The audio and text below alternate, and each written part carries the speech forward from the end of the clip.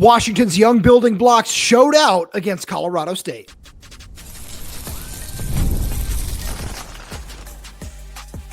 You are Locked On Huskies, your daily podcast on the Washington Huskies, part of the Locked On Podcast Network, your team every day. Welcome back into another edition of the Locked On Huskies podcast. I'm Roman Tomashoff.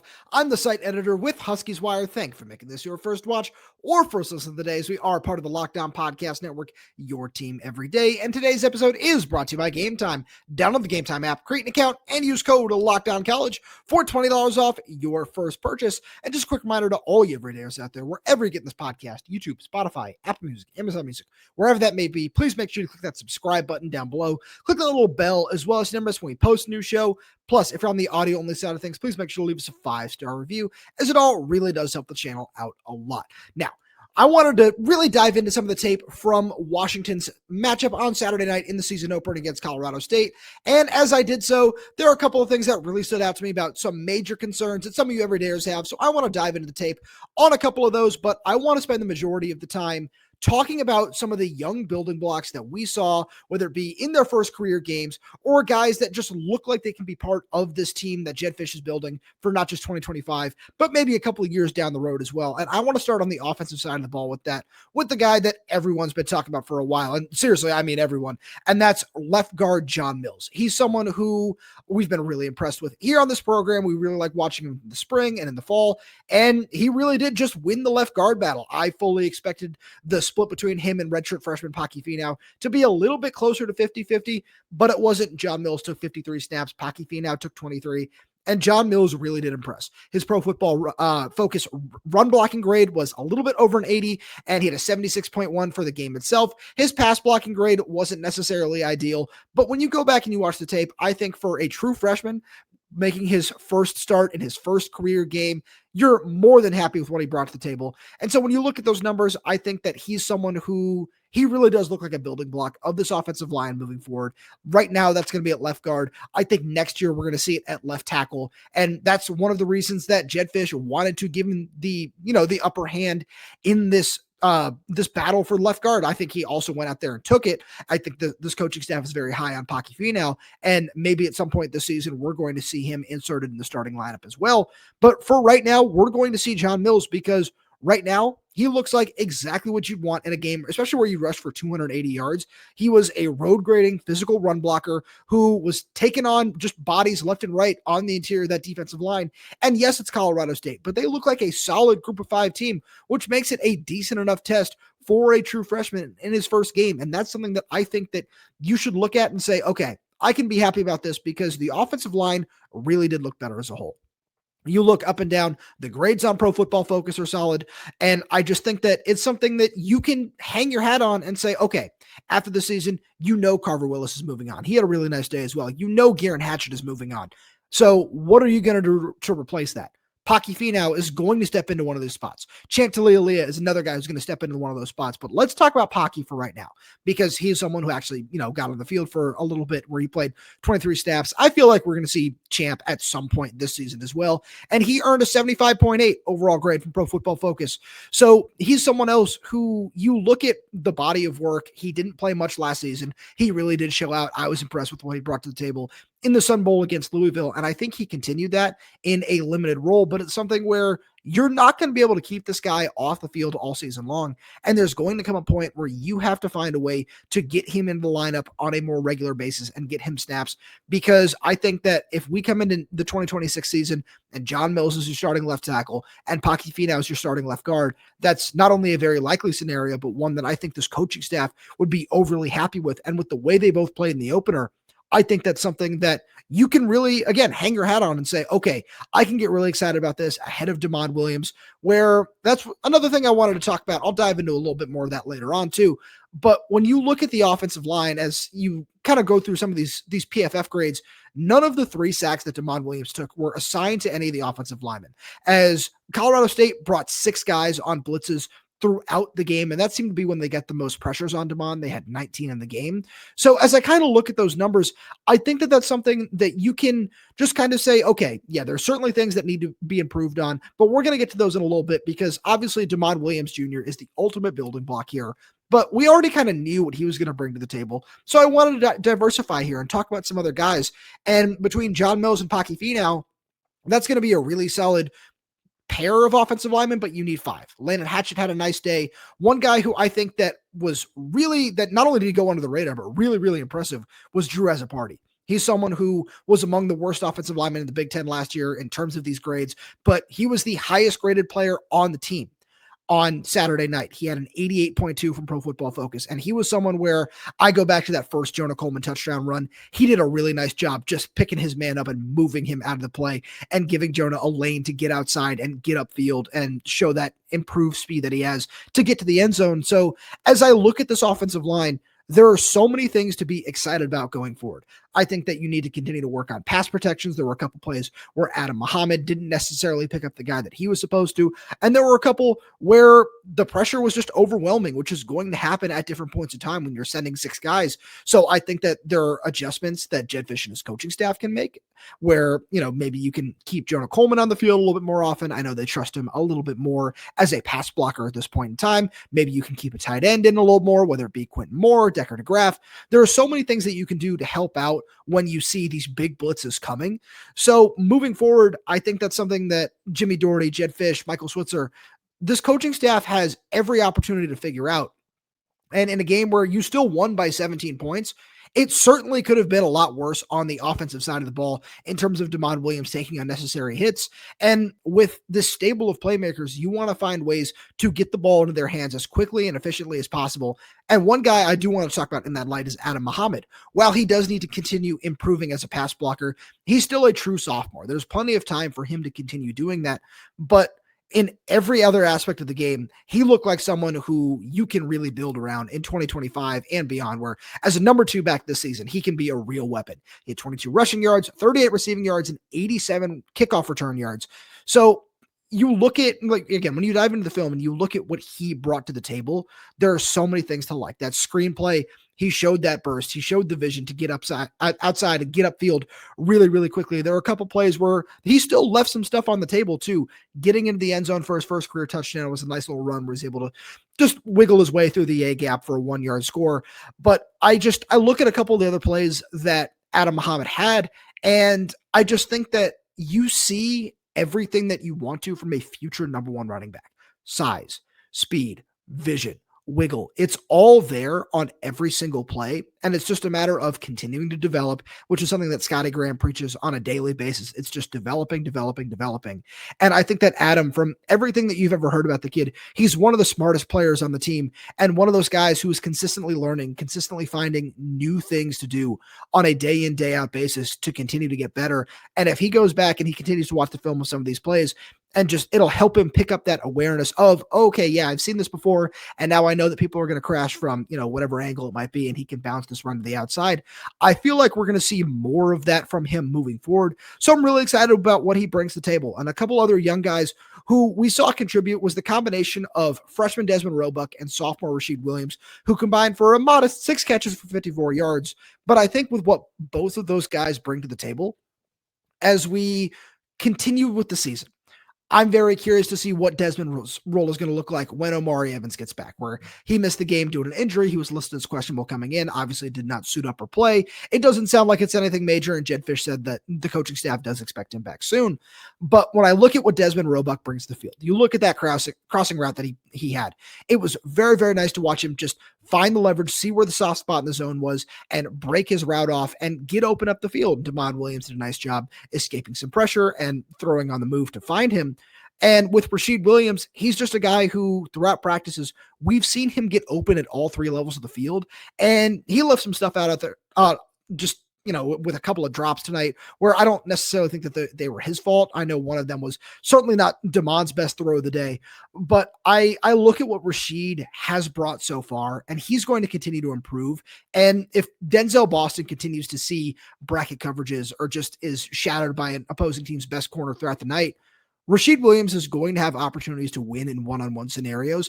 And I think we're going to see a breakout game from him rather soon, because there were just a couple of different things that he showed in the opener where it's okay. Yeah, it's going to come together for him. And there's going to be a game where he gets 8-9 targets for 7 catches, 90 yards, and maybe a pair of touchdowns. And I'm really excited to see what he can bring to the table because him and Damon Williams Jr. have really established some nice chemistry. And with that being said, let's move over to some of the defensive guys where I got to talk more about Alex McLaughlin. And we'll get to that right after a message from our friends over at The Game Cap. Quick question for all you college football fans out there. If you could go back in time and sit front row at your school's biggest rivalry game, what hat would you be wearing? Yes, I said hat. For me, it would be the game. These aren't just hats, they're the same vintage styles fans wore back in the 80s and 90s. And guess what? They still go for the same price they did back then. When you use code LOCKEDON, you will get your vintage hat for $16.99. Head to thegamecaps.com. I'm so excited to get mine. These vintage styles are so cool. I really love it. I love these vintage looks. The panting dog from the 90s for UW is one of my absolute favorite logos in all of sports. Grab your team's classic bar or retro circle design and use code LOCKEDON for an exclusive discount because legends wear the game. We've also got a message from our good friends over at Game Time. College football is back, and I couldn't be more excited. The tailgates, the rivalries, the energy in the stands, there's just nothing like it. But let's be real, actually getting tickets can feel like more of a battle than the game itself. Endless queues, hidden fees, prices jumping at checkout. That's why I use Game Time, the app that gives the advantage back to fans. It's the easiest way to score last-minute tickets at the best prices with no surprise fees. What you see is what you pay. I pulled up Game Time, and at just a couple of taps, I saw amazing deals for this weekend's matchup between Washington and UC Davis. I'm talking about, yes, that's right, Washington UC Davis for as low as $6. Go check it out over on Game Time because the app makes it super simple. You can even see the exact view from your seat before you buy. So take the guesswork out of buying college football tickets with Game Time. Download the Game Time app, create an account, and use code LOCKDOWNCollege for $20 off your first purchase. Terms apply. Again, that's promo code LOCKEDONCOLLEGE for $20 off. Swipe, tap, ticket, go. Download Game Time today. All right, when we move over to the defensive side, there's no better place to start than with Alex McLaughlin. As all you everydayers know, I couldn't have been more excited about this addition. I was so impressed with him when I saw the offer go out from his 2 years at Northern Arizona where he was an FCS All-American. I just had a feeling that this was going to be the kind of guy who could contribute at Washington. And it really didn't matter where they lined him up. He was someone who was going to find a way to make plays, and that's exactly what he's done. And that's why Ryan Walters was just such a perfect fit for this guy, because when you go back and look through his track record, having a safety contribute just in the run game and someone who can line up all over the formation and do so many different things is really critical to the future of the scheme. And I feel like that was part of the issue in this first game, was there was a little bit of a feeling out process with playing another opponent and just seeing how everything worked out. I don't think that's an excuse. I just think that that's something where if we see these issues pop up against, let's just say Washington State in a couple of weeks, I think it's a major cause for concern. I do. But as of right now, against a good Colorado State team, I feel like Washington has the ability to get away with trying a few different things. And Alex McLaughlin was able to cover a lot of those things up. We saw him play man coverage against Jackson Warren on a couple of plays and do a really nice job. I know he got a pass breakup on one of those. He had 8 tackles, which was second on the team. And he also had a tackle for loss. And this is someone who, as we continue to watch him develop over the course of his first year in the Big Ten, I feel like he's the kind of guy that we're going to get to week 6, week 7. He's probably going to be leading the team in tackles, and he's going to be someone that we are just hearing talked about a lot more across the conference because he really does have that level of upside and potential, no matter where he lines up. If you need him to play the post and play that free safety roaming over the top, you know we can do that. He had 16 PBUs and 6 interceptions over his 2 years with the Lumberjacks. If you need him to play close to the line of scrimmage, we saw him do that last night. If you need him to play in man coverage, we saw him do that too. And we know that these are things that he can all find a way to do. So no matter what role you want to use him in, he's going to find a way to succeed. And again, especially now that he's over 200 pounds, I feel like that was a really big benchmark for him. And the way that Taylor Mays was talking about that during fall camp really just kind of helped me feel better about that assertion too, because that is just such an important thing to, especially in run defense, where one thing that I'm really curious about as we kind of move forward in the season, where McEllisteen was a little bit late to rotate down and fill gaps on a couple of those runs that were bounced outside against Colorado State. I'm curious to see if Ryan Walters decides to switch up who is supposed to fill where on some of those runs, and if Alex McLaughlin is going to be the guy that takes over and just has that responsibility a little bit more often, because we just saw him work a little bit better against the run. And I think the thing that I was most impressed with him and somebody else I want to get to in just a second is open field tackling. I've been covering Washington for 5 seasons now and watching this team my entire life.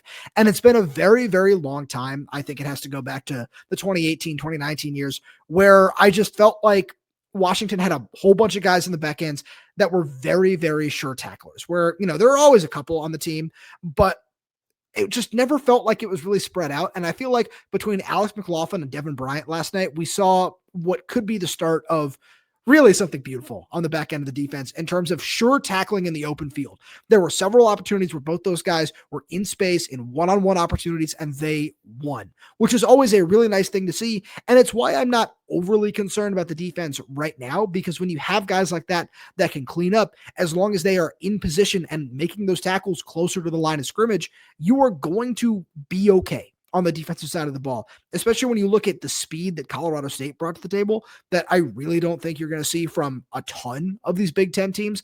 I know 1 or 2 of them are going to give it to you, some of these higher end, more talented teams, especially, we look at this Ohio State matchup looming at the end of the month, but I don't think that the majority of Big Ten teams are going to be able to challenge you to the boundaries the way that Colorado State did yesterday. I really was impressed with what they brought to the table, but at the same point, I think that the talent that some of these Washington defenders possess, especially again with open field tackling, and this is where I want to move the conversation to Devin Bryant, shows that Washington is really excited about where the defense is going, because when you have guys that can clean up messes like that, you are going to find a way to be okay. Those guys can mask so many errors defensively. And while there are still things to be concerned about, again, and while there are still things that can be cleaned up, when you have these strong open field tacklers, you can get away with a little bit more. So as the weeks go on, I'm really curious to dive into some of the tape and just see where Ryan Walters is making some adjustments, where Jedd Fisch on the other side of the ball might be making some adjustments as well. But I'm also really curious to see how the snap counts start to pan out.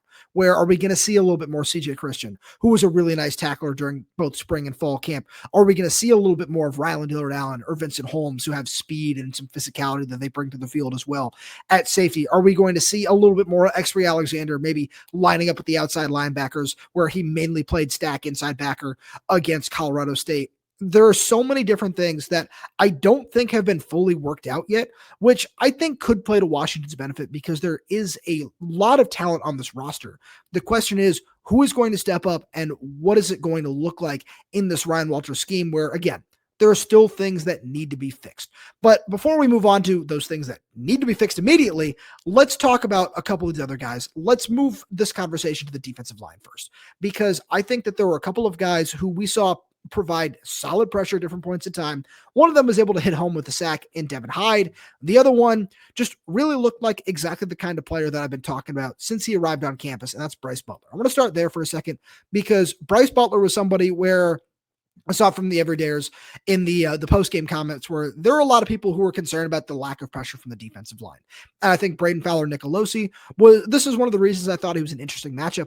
He did a really good job getting through his reads quickly, making decisions, and getting the ball out of his hands before Washington could hit home. They still had 17 pressures. As much as it might not have felt like it, there were still opportunities there. And a couple of those did come from Bryce Butler, who was just really nice at shooting gaps, getting through the offensive line before they had a chance to really just finish their drop back into a pass set. So I'm excited about what he brings to the table. I'm curious, again, just in the same light as I am on the back end of this defense, what the snap counts are going to look like there, because I think this is someone who, when you look at this defensive line, you want to keep these guys fresh. Tata Uyunglele and Antario Thompson played the most reps, but they both had over 40 snaps. Then there were a bunch of guys in the mix with 10, 15, 20. So I think that those numbers might even out a little bit more, because as we've talked about a lot throughout the offseason, having a fresh, healthy rotation at that position is going to be so important. And especially if you are able to get a guy like Javon Parker back into that mix, I think that this defensive line is going to continue to improve as the season goes on, because there's a lot of meshing that you can't really do in practice until you get out there and face another team. So I'm excited about where that group is going to go. And I'm curious to see how much of a part of it Devin Hyde is going to be. Obviously, a friend of the program, I'm a really big fan of what he brings to the table as just a high-end big-end run defender. That was one of the things that really stood out from his high school tape. But now that he's gotten to the college level, he's starting to show a couple of things that make him a very promising pass rusher for the long term. So I'm curious to see if, the decision to include him on the depth chart might mean that Jedd Fisch is looking at burning his red shirt this season. I feel like it's a strong sign of yes. So when I look at what Devin did in the opener, seeing him get the sack on Braden Fowler-Nicolosi was a really nice win, but it also just showed a couple of things that I think really popped to Senior Director of Player Personnel Matt Doherty, outside linebackers coach Aaron Van Horn, defensive line coach Jason Kafusi during the recruiting process, is his effort, his athleticism, and his multi-sport background in rugby, where there's just so many different things from the rugby field that translate over very well to playing that position. Is something that Husky fans who love recruiting might remember a couple of years ago from Laiatu Latu, and just all the different things that he was able to do when he first got to Washington. I know that's not necessarily the best way to make a comparison with how that ended. But I really am excited about the upside that Devin Hyde brings to the table. And as he continues to grow and progress and mature, I put a nice video out over on Twitter of him working with Director of Sports Science, Ben Kramer, on his hand placement, hand fighting, which I think is one of the biggest things that he needs to work on to become a more efficient pass rusher as he grows throughout his career. But I think with where he is right now and where he came in for being a June enrollee, to break into the outside linebacker rotation this quickly says a lot about not only what the coaches think of him, but where his work ethic is and what kind of player he can be moving forward. And one other player that I want to talk about here before I move on, I want to jump back into the secondary a little bit, where one of the more intriguing battles from fall camp that was a little surprising to me was the battle between Leroy Bryant and Rashawn Clark, where Leroy Bryant did everything in his power to earn the starting nickel job throughout fall camp. He was really solid. He showed that he can be a player both on the inside and outside for this defense, but with the, senior corners on the outside in Takario Davis and Ephesians Brysock, there was no way that he was going to start over those guys with how this Ryan Walters scheme runs. I feel like we might see that next season, but with Takario and Ephesians, it was always going to be that just extreme length on the outside, getting the top priority there. So Leroy moved inside of the nickel, but Rashawn Clark, I think he might have outplayed him a little bit in this first game, where I was really impressed with him. And it goes, way beyond the sack, where he played 34 snaps in the game, which is double Leroy, or a little bit more than double. I believe he had 12 or 13 in the game. So I'm curious to see what this snap count is going to look like as we continue to move forward, because I really like what both guys bring to the table. But I think Rashawn, who was a little bit better in spring camp as well, and it looked like he might have been dealing with a little bit of an injury during fall, his athleticism, his willingness to come downhill and hit, which Leroy has as well. I don't want to take that away from him. But I think that with the way that Leroy's skill set is and has been since he got to campus, it fits a little bit better on the outside. And credit to Washington's coaching staff for saying, this is a guy we really like. We want to make sure that he's in the rotation right now. So let's make sure that we get him some snaps at nickel so we can get him on the field for every single game this season. And I still believe we're going to see a continued rotation at that spot as the season moves on. But I look at him and I just think that there's a lot to like with both these players. And if we start to see a snap share that maybe is 65-35 with Rashawn Clark taking more at that spot as the season rolls on, I wouldn't be shocked by that. But with that being said, let's talk about some of these concerns and fixes that need to be made on the defense, starting with a 3rd and 19 play from Buddah Al-Uqdah. And we'll get to that right after a message from our good friends over at Rashid. Guys, you've probably heard of Viagra or Cialis. Maybe you've even tried them. But if you're looking for something beyond the usual pill, it's time to meet Rashid Ready. Rashid Ready is a next-gen prescription treatment designed to amplify arousal in the brain and boost blood flow. Unlike the usual pills that can take hours, Rashid's 3-in-1 formula dissolves under your tongue and kicks in fast, on average in 15 minutes. Effects can last up to 36 hours, so you can stay confident and in control when the moment's right. If traditional options haven't worked, Rashid might be the answer. Over 150,000 men have already made the switch. Head to Rashid.com/LockdownCollege and use code LockdownCollege to get 15% off today. That's RUGIET.com/LockdownCollege and use promo code LockdownCollege for 15% off. Individual results may vary with prescription treatment. Compounded drugs are permitted to be prescribed under federal law, but are not FDA approved and do not undergo FDA safety, effectiveness, or manufacturing review. Please visit the Rashid website for full safety information. So let's start on the defensive side of the ball with some of these concerns, because I talked a little bit earlier about what I feel like Washington might be able to do in the run game, personnel-wise at least, to kind of I wouldn't say fix, but maybe try to see if the issues will resolve themselves with different personnel acting in different ways in run fits, where if Alex McLaughlin is the guy dropping down into certain gaps while McAllister maybe plays a little bit more over the top. I'm curious to see how that might work out. So just something to consider as we move into the UC Davis game and everything else moving forward. But the play that I really want to talk about, that I went back and really dove into the film because I thought it was the biggest turning point as to where I thought there might have been a legitimate concern, was the third and 19 play to Jackson Warren from Braden Fowler-Nicolosi, where he just hit him running wide open up the seam for a 25, 26-yard game, because that right there was an ugly, unacceptable breakdown of coverage in the secondary. And when I went back to watch it, it's something that the more I looked at it, the more I thought that it can easily be fixed on film,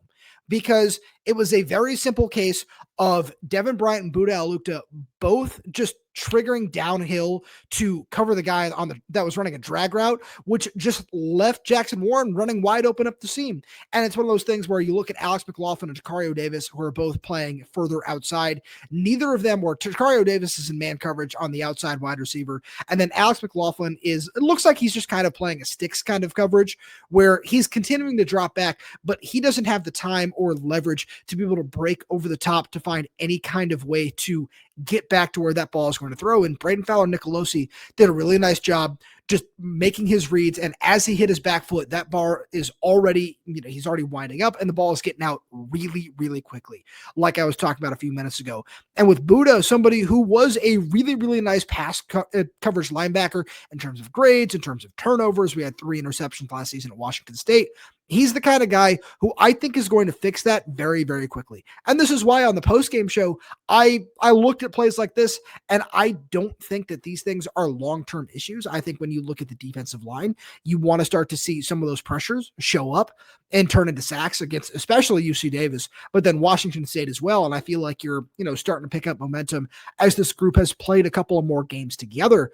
But I look at a play like that, and that's something that this Ryan Walters unit has prided itself on for a very long time. When you go back to his days at Illinois, Missouri, he is someone who absolutely loves man coverage corners and not allowing a whole lot to happen over the middle of the field and forcing quarterbacks to make tight window throws. And that one in particular was about as easy as it got, because Warren is a really big target. But when you look at the read, it was a very simple breakdown in coverage that is fixable. And especially because I feel like that's something where a lot of what Colorado State did is going to go out on film to some of these other Big Ten teams who might try attacking Washington in similar ways. So if you can make adjustments when you recognize certain formations or just certain concepts that are coming out of those, you can make these fixes rather easily. And I think that's a great example of something where, especially in the moment, and it obviously led to a touchdown on that drive, it looks really bad because it is an unacceptable breakdown in coverage. But when I talk about why I think these things can be fixed rather quickly, that right there is exactly why.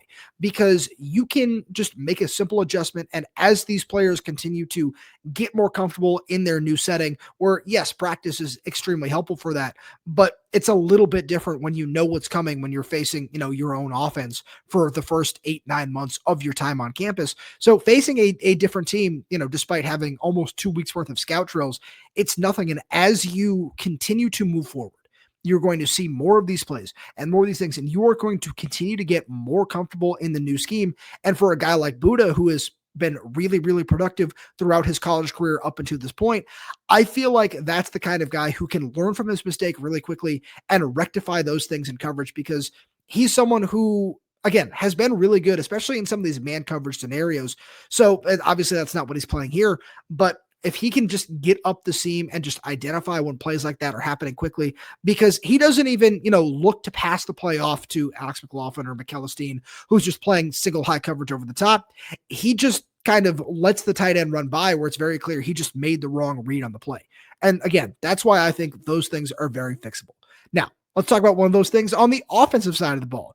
We know that the miscommunication is what led to the fumble between Landon Hatchett and Damon Williams Jr. That's something, again, very easily fixable. I think both of them would tell you themselves that that's not going to happen again. I want to talk about the hits that Demond Williams Jr. was taking, both in pass coverage when he's dropping back into his drops and when he was running the ball. I think that those are the ones, especially that Jedd Fisch kind of looked at after the game and said, yeah, we're going to try to find ways to alleviate and eliminate some of those different things. Where I look at one play where Demond was able to escape from the pocket, and instead of just sliding after he picked up the first down, he seeked out contact and tried to run over a defender. And it's nice when he picks up an extra 3 or 4 yards on some of those plays, but I fully believe that that's another thing that's going to get coached out of him by, especially, this is one of the things that I really like about having an early bye week as well, where we're going to see him maybe make a couple of plays like that against UC Davis as well, maybe less, but then with a bye week to continue watching film and saying, this is what you can do here. Just find ways to get out of bounds after you pick up the first down, or, when you're running up the sideline and you see someone coming in your direction. Yeah, it's great that you can make a man miss and try to pick up 5 or 10 more yards, but with how important you are to this offense, it's so much easier to get out of bounds. And I feel like for a guy like that, who is, he has just 3 starts under his belt, I feel like with the expectations that have been placed on him by Jedd Fisch, I know I'm guilty of that as well. I feel like he is someone who, especially from his time in high school, has become very used to making every single play he possibly can, because for a long time he's been able to do it. But at the college level, he is just such an important part of what Jedd Fisch is, not just his team, but what his program is. So much of it has been just placed on the shoulders of this sophomore quarterback that he knows that he has to go out and perform his best and try to make a play for this team game in and game out. And while I fully agree that he did a very great job of that in his first game, if he can alleviate a couple of those hits every single week, you're going to be really solid in the run game. And then in pass protection, it's why I mentioned a little bit earlier that maybe we see Jonah Coleman take a couple more of those snaps, because he's just a little bit more advanced. And a bunch of that is, being ingrained in the system for 4 seasons compared to 1 and a game for Adam Mohammed. So I think that's something else that really could help, because when I talked about film earlier on the defensive side of the ball with things that are going to leak out, I feel like, this might become the game plan for opposing offenses against Demond Williams. And it's why I wanted to lead this conversation to start the show with the offensive line too, to show that, hey, this group did improve. And they really did do a much better job in pass protection, despite what, 19 pressures might look like. Some of them just came from unblocked guys and things where Demond Williams needs to find ways to get the ball out of his hands faster, to eliminate the opportunity to even take some of those hits. And maybe some of that is going to come from wide receivers getting open a little bit faster too. And for guys that are making their first career starts, which was 2 of Washington's 3 wide receivers, I think that this is something that will all come together in time. So the more I look at this roster, I think the talent is there.